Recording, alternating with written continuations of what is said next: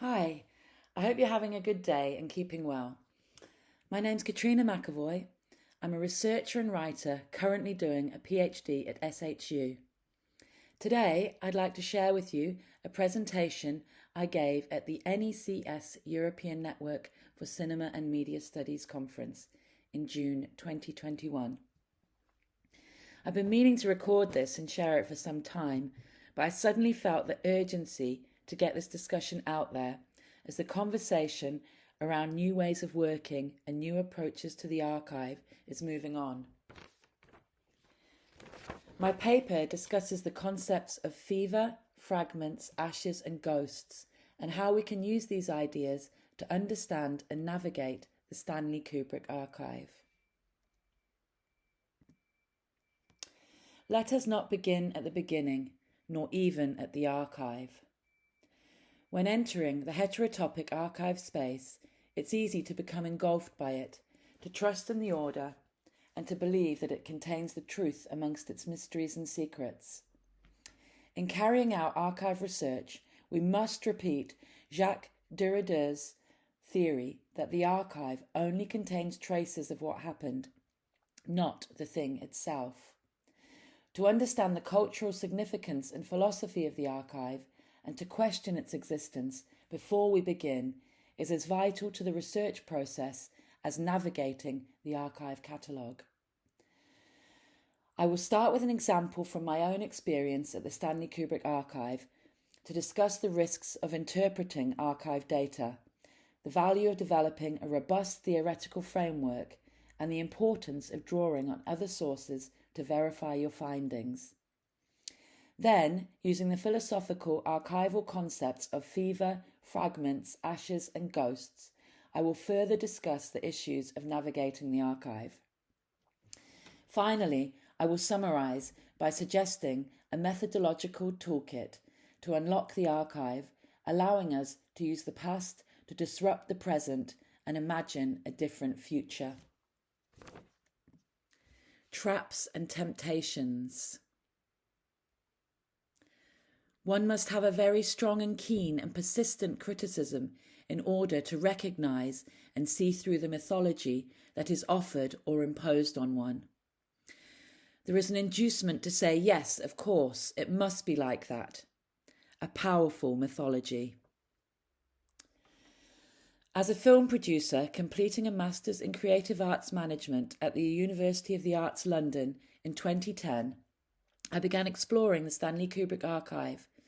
I was researching Kubrick's management of cast and crew as a case study for my final dissertation, and I started to notice there was quite a high incidence of illness amongst cast and crew, particularly amongst key cast members, which impacted on shooting. So I started looking at academic research on film crew working practices, exhaustion, sickness, and trade unions. I found in the archive force majeures from A Clockwork Orange and Eyes Wide Shut, insurance documents and medical letters. I really thought I was onto something. Alongside my archival research, I decided to carry out a number of interviews with key crew members. And it was during an interview with Kubrick's first AD, Brian Cook, that I brought up the high levels of sickness amongst key cast members. He shrugged it off, laughing, telling me Stanley was very smart, using insurance to buy time during a shoot to stop and reassess things for a few days. I was shocked. My months of research had led me into a trap, and now the simple answer to the patterns I saw in the data was in front of me. I was influenced by Kubrick's reputation as a hard taskmaster who pushed his cast and crew to the limits, and this led me to make assumptions about the data. Arlette Farge warns us of these traps and temptations in The Allure of the Archives, and Wittgenstein, referring to Freud, reminds us that one must have a very strong and keen and persistent criticism in order to recognise and see through the mythology. This was a great learning experience for me, and my example was mentioned by Georgina Orgill and Richard Daniels in their chapter in the Bloomsbury Companion to Kubrick, as it really demonstrates the importance of stepping back from the archive, understanding the processes and methods, questioning the data and sources, and contextualizing your findings. So now, let us enter the archive. Navigation. Order can be at once necessary and natural in relation to thought, and arbitrary in relation to things, since, according to the way in which we consider it, the same thing may be placed at differing points in our order. How do we navigate the catalogue and understand its order? In the Kubrick archive, as with most archives, the catalogue is used to navigate the contents. The catalogue has been compiled by the archivists to create a map of this complex collection. Archivists generally follow the fundamental principle of original order, maintaining material in the sequence established by its creator. However, the principle of respect for original order does not extend to respect for original chaos. An archivist must, in some cases, impose a system to facilitate arrangement and description. In the case of the Kubrick archive, there are materials spanning half a century that have been stored, moved, and rearranged countless times before they reached their home at the University of the Arts. Michel Foucault discusses the human need to establish order through resemblance and comparison. He analyses the historical approaches to this and highlights the impossibility of arranging things into fixed categories, stating that, according to the way in which we consider it, the same thing may be placed at differing points in our order. When looking at Kubrick's book collection within the archive, original order is difficult to impose. Unless a book contains handwritten notes with dates, it's difficult to establish when the book was used and to which film it directly relates. The object in the archive is a book, but its placement is related to Kubrick's thoughts about the book, which often span many categories and blur the line between projects. Robert Ardrey's African Genesis is catalogued under 2001: A Space Odyssey, and the book's influence on the Dawn of Man sequence is very clear. However, Kubrick quotes heavily from Ardrey's book in defense of A Clockwork Orange in an open letter to the New York Times. And on further investigation, the archive copy of the book contains underlined passages that relate directly to A Clockwork Orange. This example does not suggest that the catalogue is incorrect. Rather, it demonstrates that within an archive, a physical object is fixed in position, but the researcher must take a more open-minded approach and consider that an object can exist simultaneously in more than one place. Thorough research within the archive and consideration of other sources outside the archive is vital in understanding the flux that can exist between categories. Fever. Arche, we recall, names at once the commencement and the commandment. This name apparently coordinates two principles in one. There where things commence, physical, historical, or ontological principle, but also the principle according to the law. There where men and gods command, there where authority, social order are exercised, in this place from where order is given. Why does the archive exist? Derrida and Caroline Steedman talk of the oppressive nature of the archive. The fever of the archive is to do with its establishment, which at one and the same time is the establishment of state power and authority. The arche is where things begin, where power originates. This is true of government, banking and police archives, where citizens' information is housed and controlled. But a filmmaker's archive, although still a site of power, is established for different reasons. The filmmaking process creates huge amounts of bureaucracy, materials and correspondence. Much of this needs to be kept for insurance purposes, and books, along with many other artefacts, from the filmmaking process were kept stored in boxes at the Kubrick home for many years. Whilst he was alive, this was a living, breathing collection used for reference and research, as Kubrick's assistant Leon Vitali points out in Filmmaker. We were working on all the films all the time. New prints and cuts were constantly being requested for previous films, and so no project was ever really completed. In 1999, when Kubrick died, the collection ceased to be a reference library and instead became a collection of boxes. In Jon Ronson's documentary, Stanley Kubrick's Boxes, Christiane Kubrick comments that she finds old notebooks so sad. Going through somebody's stuff is a very melancholic process, she told Jon Ronson, that she felt it was time to let go and move on. But to throw the stuff away would have been like burying Stanley again. It would have been terrifying to just say, okay, I don't need this anymore. So, the process of turning the collection of documents, artifacts, and ephemera related to the making of his films into an archive began. The urge for an individual to establish an archive is linked by Derrida to Freud's death drive, a feverish need for the repetition contained within the order to defend against the inevitable drive towards destruction. However, Christiane Kubrick's comments are more in line with Ernest Becker's opposing idea of denial of death. Through the archive, an individual can remain immortal or deny death. Fragments. The notion of a trace becomes thinkable only if we can succeed in discovering in it what is required by every one of those productions of the historian's practice that reply to the aporias of time for speculation. Who has filtered and edited the information that we see in the archive? Paul Ricoeur likens the archive to archaeological ruins.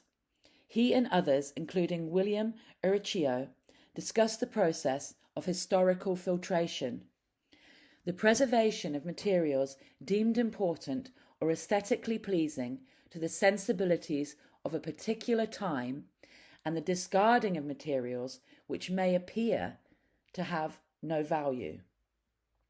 This greatly affects the researcher's ability to uncover a complete picture of historical events. What is left is only a trace of its original self, a fragmented mimesis. Urrutia uses examples from his own research to highlight the problems of filtration: controlled access to archive material, censorship, and the structural absences caused by the difficulty of preserving materials. In the case of the Kubrick archive, the filters are Kubrick himself, then his assistants like Tony Frewin and Leon Vitali, then his family, then the studios such as Warner Brothers, then the archivists. There are also, of course, all the materials that were lost or given away to friends and collaborators to consider. We cannot know if there may have been censorship of documents deemed by the family to reflect badly on Kubrick, or by the studios concerned with copyright and legal issues. Then, of course, there may also be items which were beyond preservation, too damaged to be deemed of any worth. The archive catalogue notes water damage or minor water damage besides certain items. There could be many more that were too damaged to keep. There are many reasons for the gaps and absences in the archive, and these need to be explored too. The final aspect of filtration we as researchers need to consider when sifting through the ruins and remnants of the archive is our own perspective and privilege. We must understand Roland Barthes' Death of the Author and attempt to disentangle rather than decipher what we find. We must be aware we are making choices of what to look at and how to interpret the meaning of that object, informed by an awareness of past narratives, and that these cultural objects are viewed through the lens of our own life and experiences.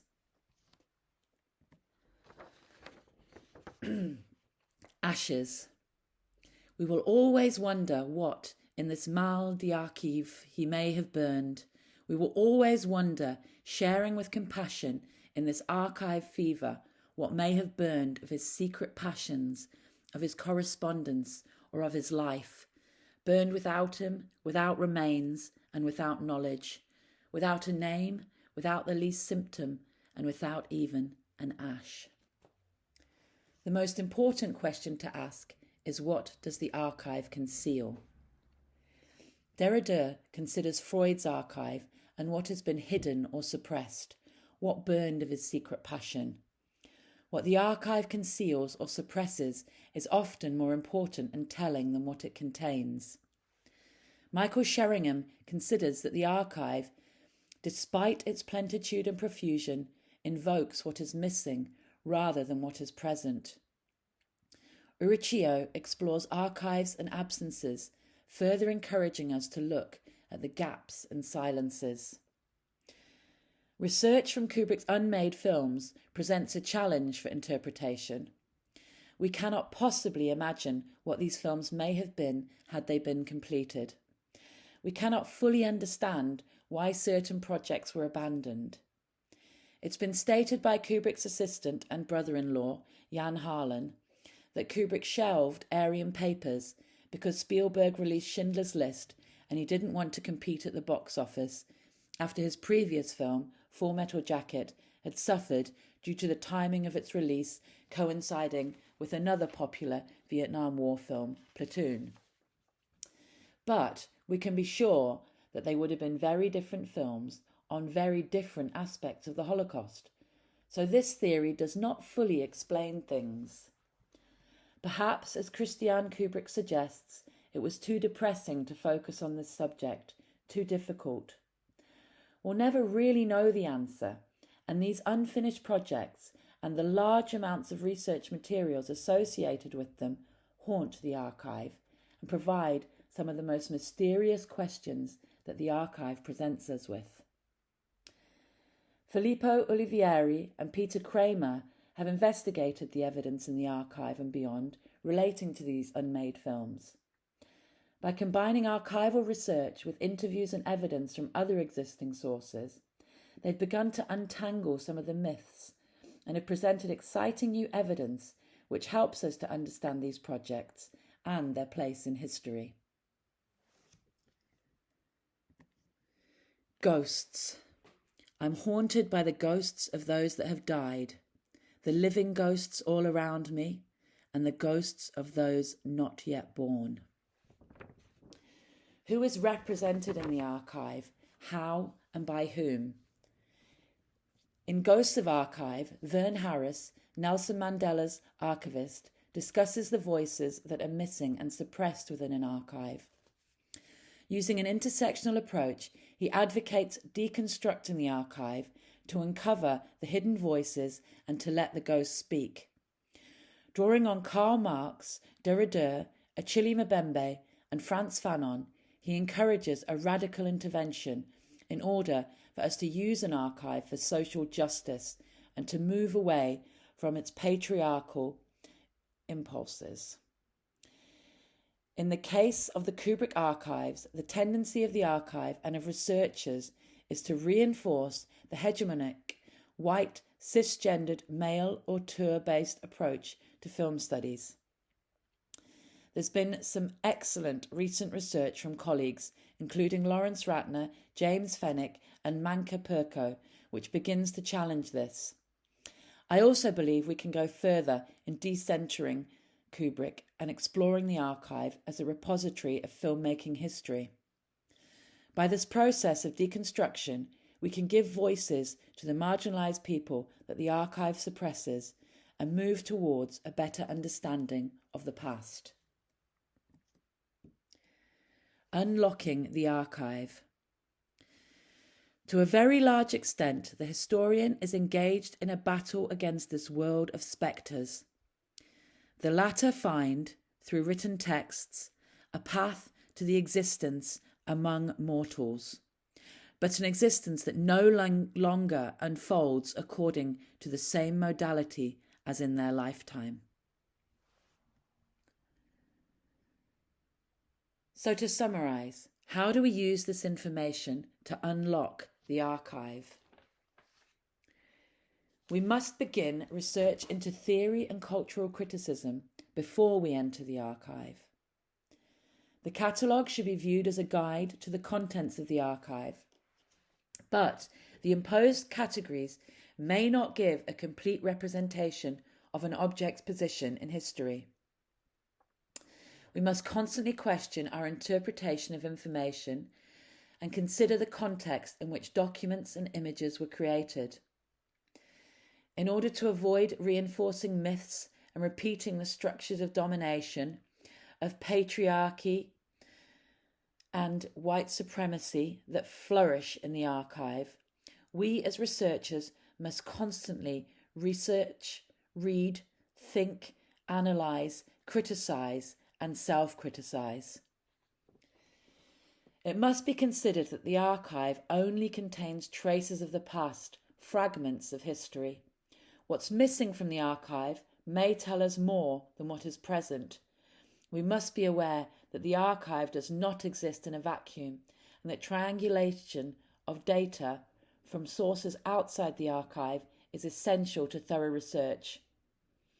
Interviews with Kubrick and his collaborators help to fill in the gaps, but some mysteries will remain. We have to put aside our egos, be prepared to prove ourselves wrong, and be brave enough to challenge what we've seen so that we can intervene in changing perceptions and moving forward towards a deeper understanding of the past. Mbembe reminds us that we are dealing with spectres. We cannot reanimate history through the archive, but we can allow the ghosts to speak. I hope you found this talk interesting, and perhaps it's encouraged you to reflect on your own practice and to be more critical of archive research and how it's presented. This is one of my favourite subjects, so if you'd like to chat more, get in touch with me on Twitter or academia. Thanks for listening.